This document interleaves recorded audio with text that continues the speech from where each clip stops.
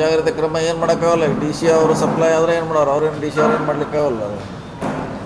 ಈಗ ಮೇಲ್ಗಡೆಯಿಂದ ಸಪ್ಲೈ ಕಡಿಮೆ ಆದಾಗ ನಾವು ಕಡಿಮೆ ಮಾಡ್ಬೇಕಾಯ್ತು ಅಷ್ಟೇ.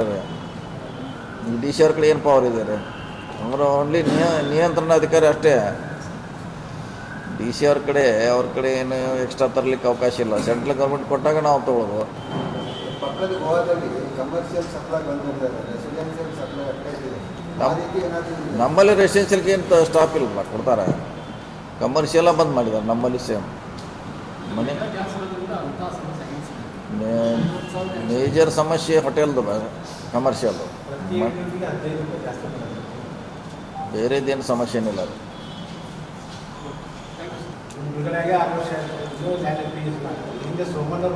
ಹೌದು, ಧಾರವಾಡದಾಗ ಒಂದು 12 ಎಕರೆದು ಎಷ್ಟು ಎಕರೆದು ಒಂದು ಇಶ್ಯೂ ಇದೆ.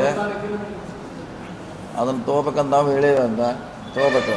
ಇನ್ನೇನು ಮಾಡ್ಲಿಕ್ಕೆ ಆಗೋಲ್ಲ, ತಡಿಲಿಕ್ಕೆ ಅಂತ ಆಗೋಲ್ಲ, ಕೊಡಲೇಬೇಕು. ಅದು ಯೋಜನೆ ಆಗಿದೆ. ಅದು ಯಾಕಂದ್ರೆ ಅಲೈನ್ಮೆಂಟ್ ಅದು ಚೇಂಜ್ ಮಾಡ್ಲಿಕ್ಕೆ ಆಗೋಲ್ಲ. ಅದು ಸಹಕಾರ ಮಾಡಬೇಕು ಯಾರೇ ಇದ್ರೆ. ಪ್ರತಿ ಸರ್ಕಾರದ